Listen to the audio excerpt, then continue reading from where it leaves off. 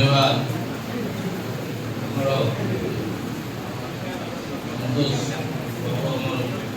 मुख्य अतिथि श्री श्री गणेश्वर रामचंडी देवी उपस्थित थी मंचासीन सहकर्मी मैंने आजिका मुख्य आकर्षण तथा बहु समय पर्यंत अपेक्षारत थी छात्र छात्री मैंने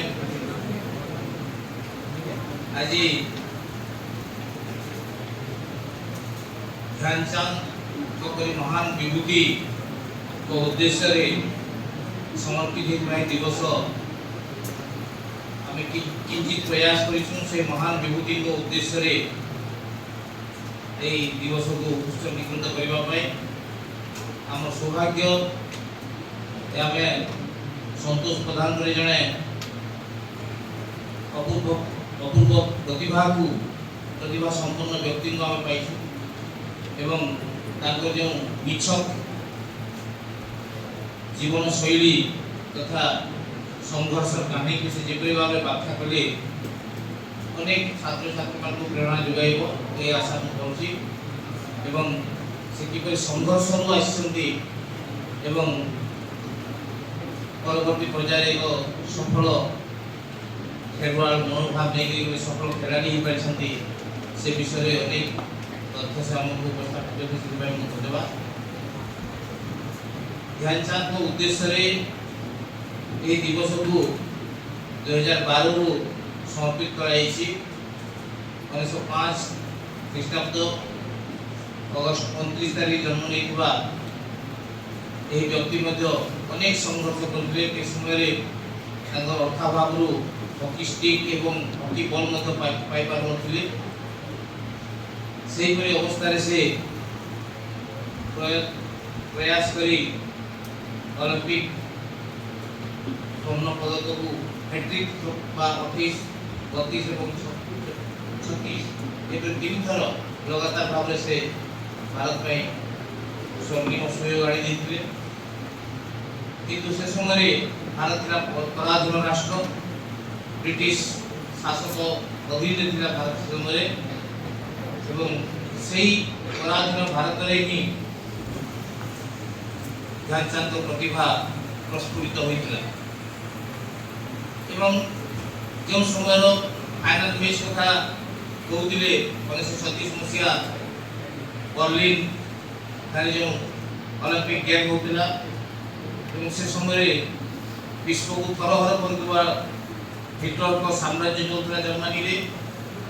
जर्मनी चांसलर थे हिटलर एवं से एपरी व्यक्ति थे हिटलर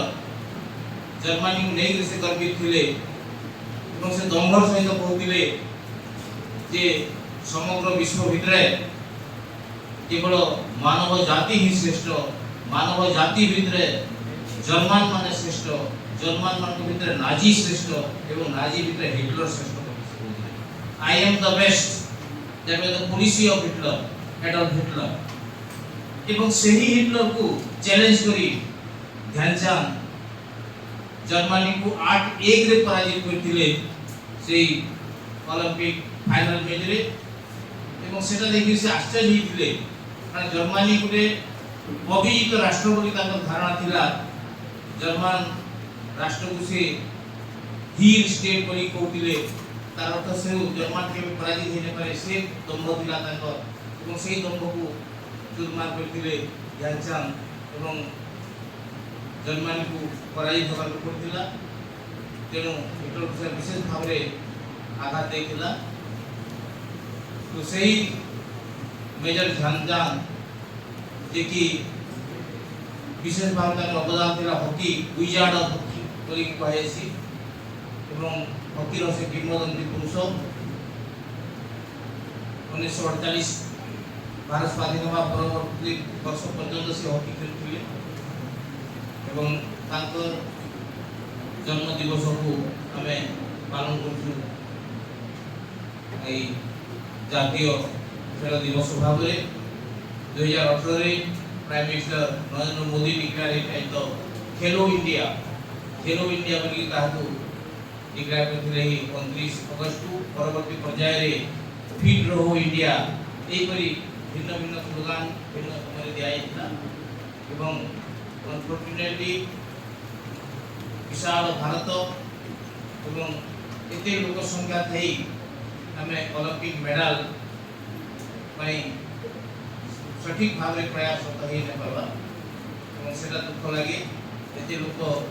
ओलंपिक को जाई के मध्य पेरिस ओलंपिक रे स्वर्ण पदक विहीन होगी भारत फेरी आशा करी तुम आप भर से प्रतिभा को उजागर हो भविष्य में ईश्वर तुमको शक्ति दो जे भारत में ध्यानचंद ओलंपिक स्वर्ण पदक आनी स्वर्ण पदक प्राप्त करने प्रयास